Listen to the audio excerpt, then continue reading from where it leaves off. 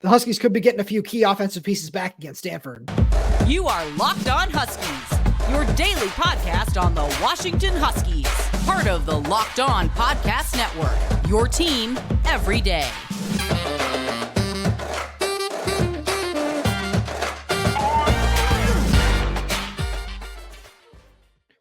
Welcome back into another edition of the Locked On Huskies podcast. I'm Tomashoff. That's Lars Hanson. We write for Inside the Huskies of Fan Nation Sports Illustrated. You can check out all our written work over there at si.com/column/Washington. Thank you for making this your first watch or first listen of the day. Today's episode is brought to you by LinkedIn. These days, every new potential hire can feel like a high-stakes wager for your small business. That's why LinkedIn Jobs helps find the right people for your team faster and for free. Post your job for free at linkedin.com/LockedOnCollege. Terms and conditions apply.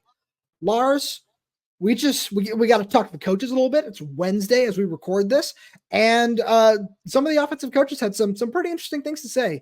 The one right off the bat that we talked a little bit about earlier in the week that we should definitely lead off with is according to offensive line coach Scott Huff, Julius Buelow has really upped his reps in practice, and it does sound like he's in line to play against Stanford on Saturday. What do you think that does for this offensive line? I mean, I think it kind of brings that cohesive offensive line back to the more traditional what you're supposed to enter the season with. You know, the kind of the line that you got used to, right? Once you take out Buelow, and it's not that Kalepo and those and Ben Parker and Guerin aren't totally capable, but I think once you start messing with the chemistry, and it's not that they were doing, because again, once you get hurt, you get hurt. There's nothing you can do about that. But that chemistry that they built up early in the season, and especially in fall camp, it was like, okay, now you can kind of see some miscues happening in the last couple of games, and that's what's allowed the pressure to tick up. Not that teams aren't pressuring him either way, but I think getting Julius back will allow everything to kind of get resettled. And that's exactly what you need heading into this tough month in November that we're going to talk about. No, absolutely. And one of the things that Scott Huff also said was that this is the healthiest he feels like the offensive line has been in a while. And obviously we talked about it a little bit on yesterday's show that they're in a pretty tough spot. Right, losing Guard Memolar for the year, losing Mateo Mele for the season is always tough. And then Julius Buelow suffers, I believe Ryan Grubb said it was a high ankle sprain, and that's really hard to come back from. It's hard to push it really quickly early on. You see it a lot with running backs, especially in the NFL, and it just takes a while to really be able to plant and feel confident, especially when you're 6'8", 320-pound offensive lineman. It's not easy to just like feel confident planting on that foot. So you kind of understand why they've been bringing him back really slowly. And it looked like he did practice against Oregon, in the week leading up to Oregon and the week leading up to Arizona State, but just wasn't 100% confident in pregame warmups, which is probably why that even though he was suited up, he didn't play in either game. So I think that this is going to be really, really big for the offensive line, because you're right. Having that chemistry is really great. And then also just kind of having a bit of a rotation up there can be nice, because that's really a very hard position to play. So having 6, 7, 8 guys in there that are able to rotate and are able to just kind of give others a break at times is really crucial to just keep guys fresh and just negate pass rushes, especially when we saw what Arizona State was doing in the game last Saturday, where they were just sending overload blitzes time and time again up the middle. Yeah, I still have no idea how that wasn't checked during the game, because my word, I mean, just keep Dylan in the back, at least keep somebody extra in protection. My word. Anyways, beside the point, I mean, the only time you really want to make offensive line changes is either in a one play situation where a helmet pops off and things like that, or if you were literally switching out from first string to second string line, like they did a couple of times early in the season, against Boise State, even Michigan State, where you're having Jalen Clem, Sam Peacock, all those guys, because the reason why you want to keep those units together is that's going to be one of your units next year. And I'm not saying all 5 of those guys are going to be starting next year, right? But I'm saying you want to keep that cohesiveness to where, hey, yes, you can rep and practice at a couple of different spots, but really we want you on this side. We want you here. We want you here, so that when you get into a game, you already know what you're doing, versus like, okay, I'm usually playing on the right, now I got to get on the left, and I can do it, but it's like I got to take a second to adjust. Right. Teams are going to attack that when they know that it's like fresh. It's like, it's like smelling blood in the water. It's like, hey, there's a true freshman. Let's go after him. Let's the B gap, see what happens. Right. And that's exactly what happened against Arizona State, where having a redshirt freshman at center and a true freshman at right guard will just kind of allow that, where it's, oh yeah, we're just going to overload the young guys and just kind of make them adjust to us and see what happens, which is tough. But the other thing that we want to talk about was wide receivers coach Jamarcus Shepard also talked, and he had a lot to say about Jalen McMillan. He said that he's really coming along really nicely. And this isn't the first time we've heard that about his injury in the last week or so, since Ryan Grubb also talked about it on Monday. And it feels like that there's a chance that he'll play against Stanford. Shepard said that they really want to see how he feels as you're listening to this today on Thursday in practice before they kind of make a call on whether he'll be able to go or not, because it feels like with that one where we kind of saw what happened against Oregon, where he came back, he looked okay. And then all of a sudden, we didn't really see exactly what happened, but he tweaked whatever injury he's dealing with in it looks like his knee, but we won't really speculate any further. And it's just kind of a question of what is he going to be able to handle? And especially with Jeremy Bernard, who seems to be a little bit further off, it doesn't sound like he's going to be able to play this Saturday, but it's just kind of you can't really go into this game at Stanford super shorthanded, but at the same time, you do want to make sure you're as healthy as possible for the game after at USC. Yeah, I mean, well, I think it's interesting that Shepard said we'll wait and see about Thursday, because what Grubb said on Monday was, hey, as long as he comes through Tuesday and Wednesday, fine. Those are the kind of two main barrier tests, to kind of say, because if he can't go Tuesday or if he can't go Wednesday, there's no way he's going to go Thursday or Friday. Friday's right. the walkthrough, right? So I don't, it's not necessarily that. It's he practiced Tuesday and Wednesday, looked good, and then it's okay, will it continue to hold up on Thursday? That's kind of the way that I think it sounded at the very least, where it's like, yeah, he's looked good so far. We like what we've seen, but Thursday is going to be another intense, because Jamarcus Shepard talked a lot about it. This was a very, very physical practice on Wednesday. So that's something where it's just kind of, all right, what is it going to look like on Thursday? Is it going to continue to hold up? And will he be good enough to go is more how I read his comments. It'd be interesting. The thought that comes to mind as you say that it was a really physical practice is it's like, well, on one hand, you do want your players to be physical, and you, especially after the show against Arizona State, you want to see some physical play, certainly from the offensive line, right? But from everybody in general. But then it's also like where you're also entering the month of November, and you want to not get guys hurt. So I'm curious how coaches kind of walk that fine line of, hey, we want you to be physical in practice so you can get ready for the game, but also, hey, don't be too physical because we need him, and him to be good to go here. So make sure, and I'm not saying take it easy on these guys, right? Because for sure. If you don't test Jalen McMillan and Stanford we all love Jalen, but let's say they, go after him and hit him a couple of times early in the game, and then he goes out again. It's like, oh, okay, well, did we really test him? How healthy is he? How ready is he? I think Jalen will go, but he might be on a pitch count, but I think he'll go. I could see that. I like that a lot. And before we move on, because we kept referencing it in the first segment. I know we do a lot of teases here on the show where we talked about getting right, because it's going to be a really tough November for the Huskies. So we're going to talk about all that. But first, we're going to talk about our good friends over at Prize Picks. And because I love fantasy football, I love talking about Prize Picks. It's just really just the most fun you can have, winning up to 25 times your money this football season. All you have to do is select two or more players, pick more or less on their projected stats, and place your entry. It's really simple to play. You can make your picks and submit your entry in less than 60 seconds. And some of the things that make Prize Picks the #1 daily fantasy sports app include quick withdrawals, easy gameplay, and enormous selections of players and stat types. It's really great, really fun, really easy to play. And do you want to get in on the action? It's super easy. You can go to prizepicks.com/lockedoncollege and use code lockedoncollege for a first deposit match up to $100. Again, go to prizepicks.com/lockedoncollege and use code lockedoncollege for a first deposit match up to $100. Prize Picks, daily fantasy sports made easy. And before we continue on here, we're also going to send a message out to our good friends over at LinkedIn. Because these days, every new hire can feel like a high-stakes wager for your small business.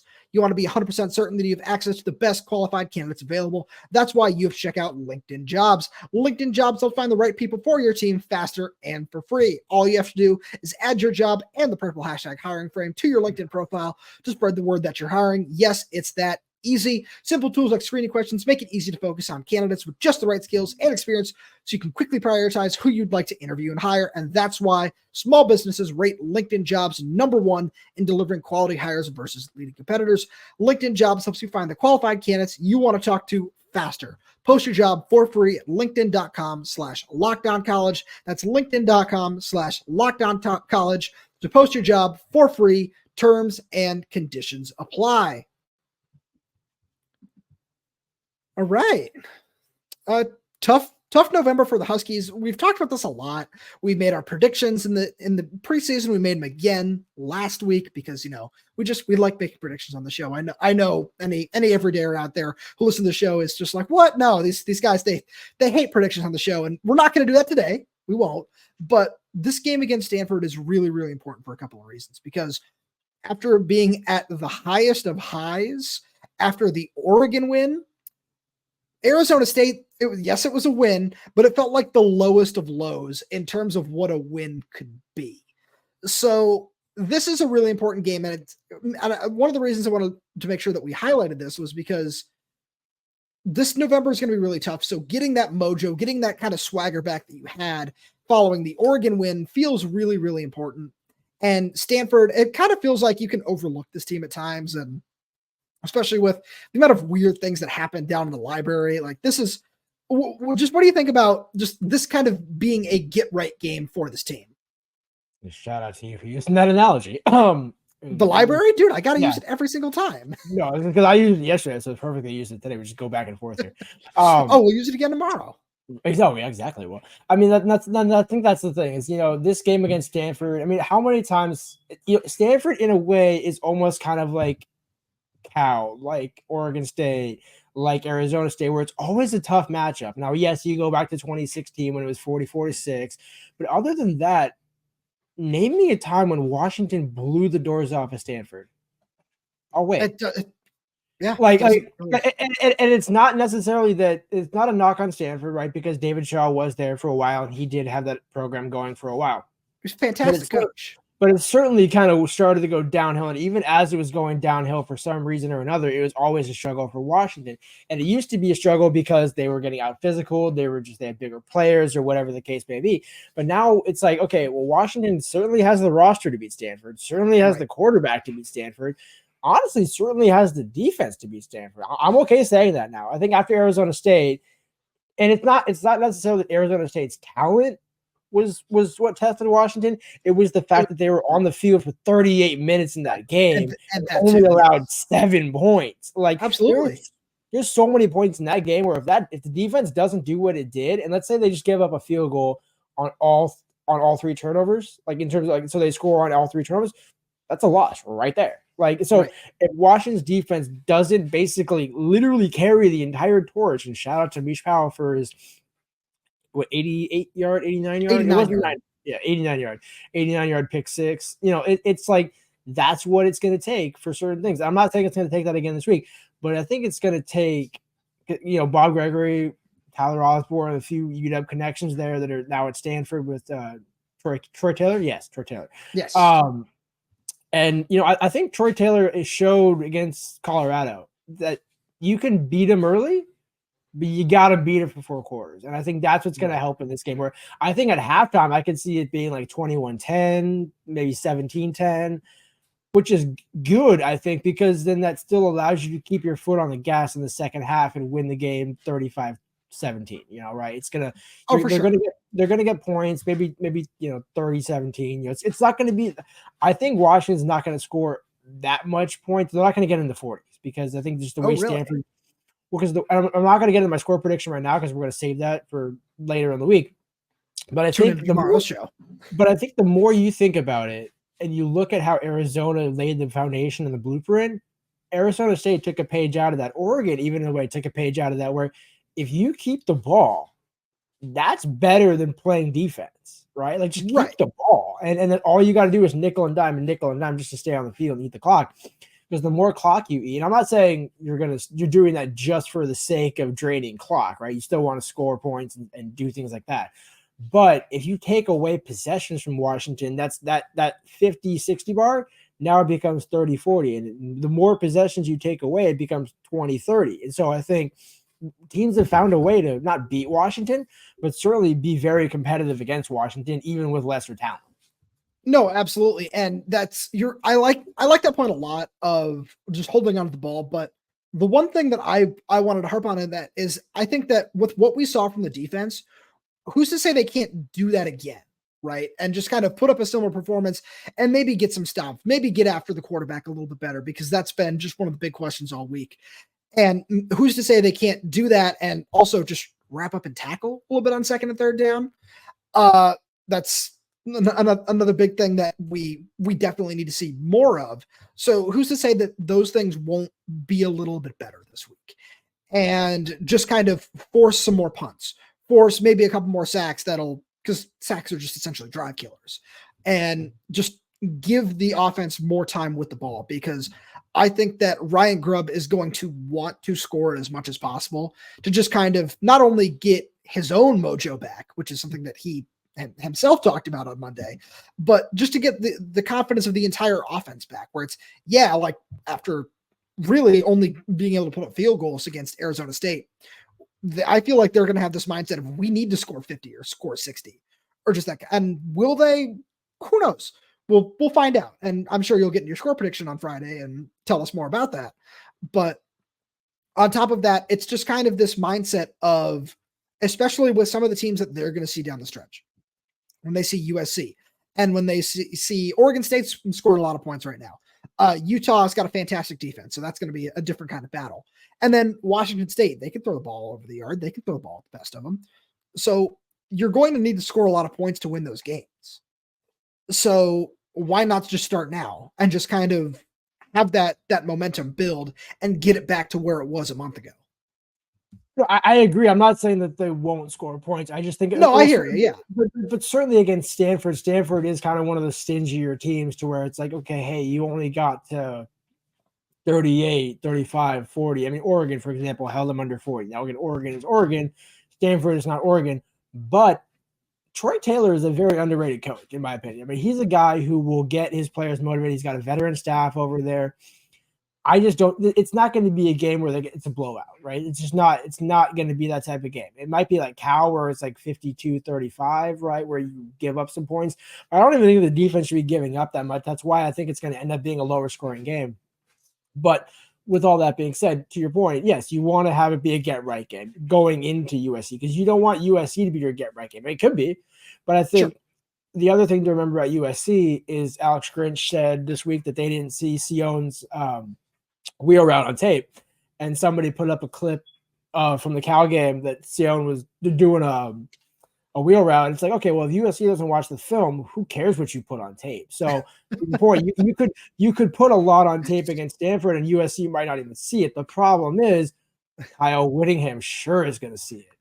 Jonathan Smith surely is going to see it. Jake Dickert certainly is going to see it at Washington State. So I think it's not just like, hey, well, let's get right for USC. It's get right for the entire month of November. And I think that's why you want to kind of spread. You don't want to blow your entire playbook. I had to kind of hold my breath there for a second. So I do have a question for you about that, because before we move on, that was actually one thing I wanted to ask you. How much of the playbook do you think we've seen this season? I feel like I might have asked you this earlier in the season. Memory short when we do a daily podcast here, but how much of the playbook do you think we've actually seen this year?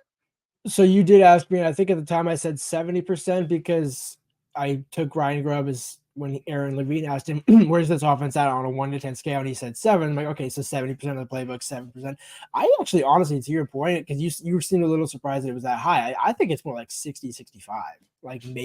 It's gone down. I think it's also because when you don't have J-Mac, when you don't have Jeremy, we haven't seen a lot of Daniel Ngata.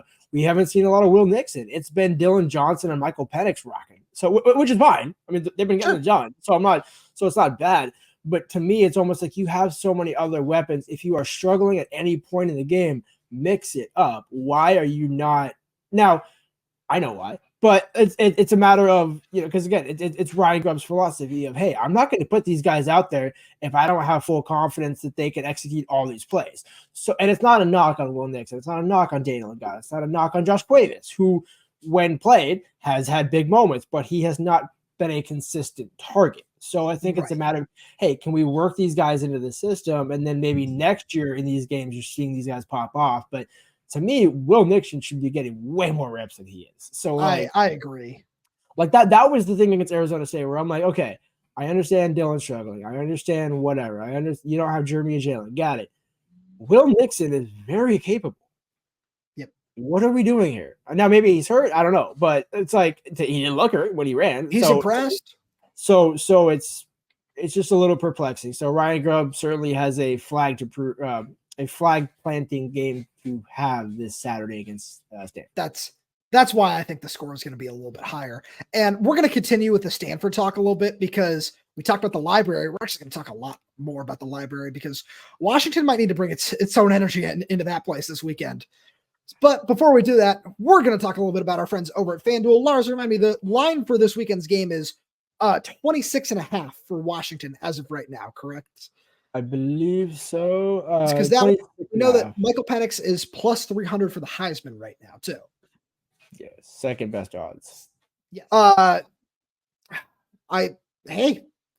Throw some money on Michael Penix. That's all I'll say on that matter. And you can snap into the action this NFL season with FanDuel, America's #1 sportsbook. Right now, new customers get $200 in bonus bets guaranteed when you place a $5 bet. That's $200 in bonus bets, win or lose. If you've been thinking about joining FanDuel, there's no better time to get on the action. The app is so easy to use. There's a wide range of betting options, including spreads, player props, over-unders, and more. So visit FanDuel.com/LockedOnCollege and kick off the NFL season. FanDuel is an official partner of the NFL. 26.5, right? 26.5 plus 300 for Michael Penix with Jaden Daniels at LSU, right behind JJ McCarthy at plus 250. Interesting. Okay. And then there is a significant gulf because the fourth quarterback, if you want to take a guess really quick, there's three. Bo Nix is one of them? Yep. Bo Nix is the first name on the list, and the next two are pretty obvious. Jordan Travis. Next two. Yep. That's where I was going to say, because we got 8 minutes to go. So I'm going to save you some time. Fair enough. I appreciate it. And we're also going to take a minute to talk about our friends over at Athletic Brewing because it's now time for your game changer of the week, brought to you by Athletic Brewing Company. Much like Mish Powell in the fourth quarter against Arizona State, Athletic Brewing has completely changed the non-alcoholic beer game. They make non-alcoholic beers that actually taste good. Mish Powell with that 89-yard pick six that we talked about earlier in the show, just to win the game for the Huskies, just completely changed everything about that game. Just like Athletic Brewing has completely changed the non-alcoholic beer game. They make non-alcoholic beers that actually taste good. They're full-flavored and well-crafted, just like full-strength beer. You can find Athletic Brewing Company's non-alcoholic brews at a store near you or buy online at athleticbrewing.com. First-time customers can use code LOCKEDON to get 15% off your first order. That's code LOCKEDON at checkout, 15% off at athleticbrewing.com. Near beer, exclusions and conditions apply. Athletic Brewing Company, fit for all times. Now it's time to talk about the library. Love just how many times can we say that? That's like 4 already on the show. But it's funny. The library was like my second home in college. Well, I didn't go to Stanford, but but I mean, I was going to make a joke about that. But so ironically, the funniest part about the inside joke about that is Wazoo's library, the Holland Tarot library, directly behind where Wazoo practices. Yes. So you can actually look down and see the team practice. It used to be back in the day they would kick people out because they didn't want, Connor Stallions to, peep what they were doing and things like that. But I thought I would have gotten a reaction out of you from that. But Christian Capel told us a similar story a couple of weeks ago. So that is one I have heard. I can't say I'm surprised at this point. I was more the Connor Stallions reference, the Michigan staffer who's Oh no, I just you just let that one go. You let that one go. I have so many thoughts that we could like fill a whole other podcast about it. So I'm just like, okay, contain yourself and stay on topic. Fair. But yeah, no, I mean, it's a unique environment, much like Stanford, to bring us back on track here. And going down to the library, we've seen it time and time again where, I mean, this is a team where it's almost like Mish Powell is going to have to be bringing the boombox in with many men playing in the background, kind of like Utah did the USC. Ooh.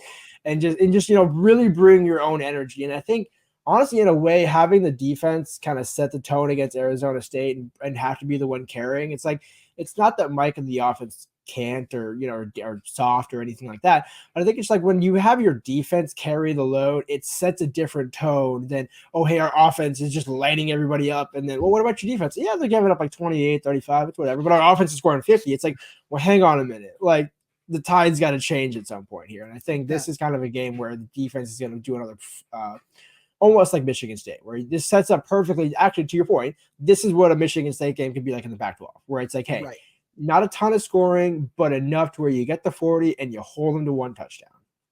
Right. You just made me think of the Keenan Thompson SNL bit as Deion Sanders. Offense, electric. Defense, trying. That was fantastic. That was so accurate too. Oh no, it was perfect. But so I'm glad that you mentioned that, because the reason one of the reasons I wanted to make sure that we discussed this was we saw what happened when Oregon went down there, right? Obviously they won the game 42-6, but they were trailing 6-0 at the end of the first quarter.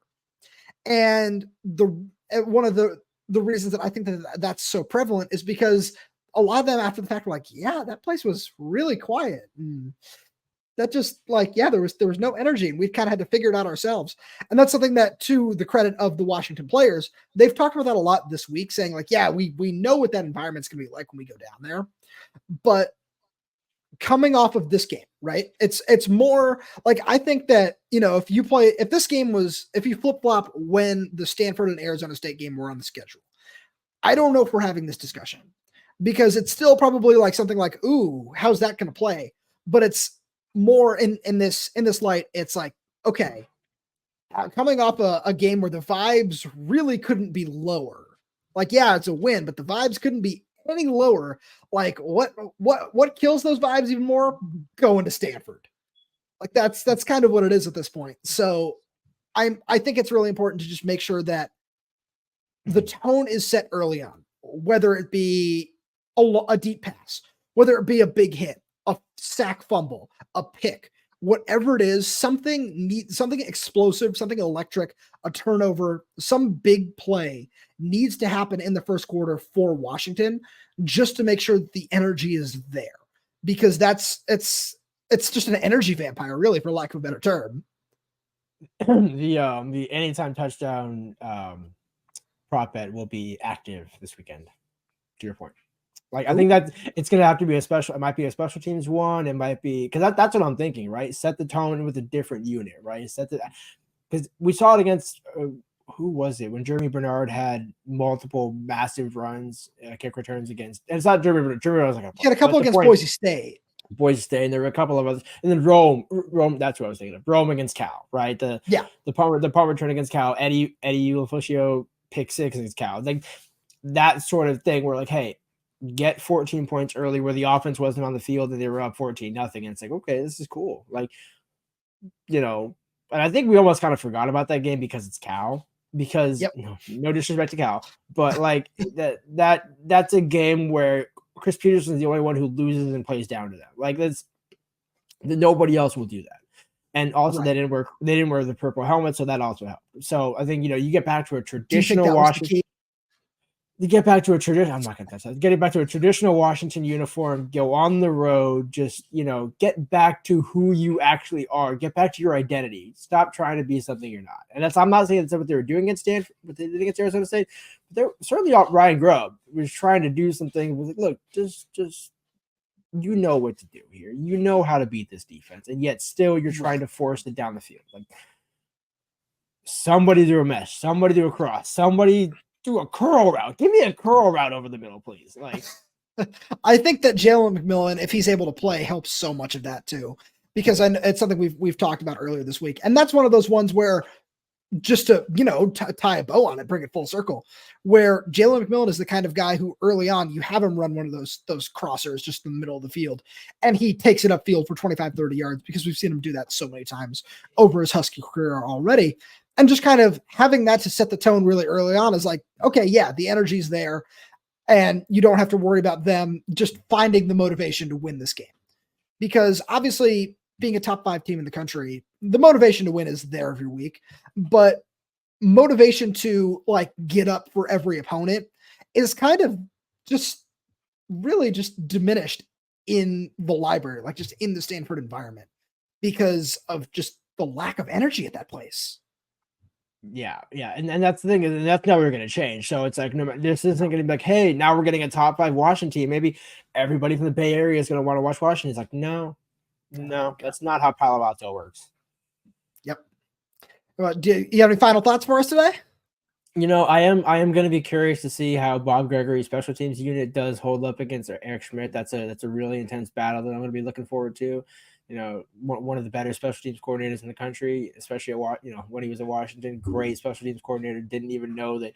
I'm not going to touch it. But no, it's going to be a good matchup. It's going to be a good opportunity for Washington to kind of right the ship and get a good win against a solid. Again, Stanford's by no means what Stanford used to be, but they're certainly also a very capable team. That's why you can't take them lightly. Just win, baby. But at the same point, kind of make it a little more convincing than what we saw last Saturday. I agree. Lars, as always, thank you so much for being here. All the everydayers out there, thank you so much for tuning in. Make sure you tune in tomorrow when we go through our keys to the game. We don't have any Locked On Stanford hosts on the channel just yet, so we couldn't really do a crossover for you this week, but stay tuned for more of those in the future, because going down the stretch, we are going to have multiple crossovers for you. But until then, if you are an everydayer, thank you so much, and we appreciate you. If you're not an everydayer yet, we appreciate you just as much. And if you'd like to become one, there's so many easy ways to do that. Wherever you're watching or listening to this podcast, so that's YouTube, Spotify, Apple Music, Amazon Music, we are there. We are everywhere. Make sure you tune in. Make sure you slap that subscribe button. Leave us a 5-star review. Like the video. If you got any questions for us, leave a comment down below. We'll try to get back to as many of you as possibly can. Be sure to hit us up on Twitter too. Thank you so much for listening, and we will talk to you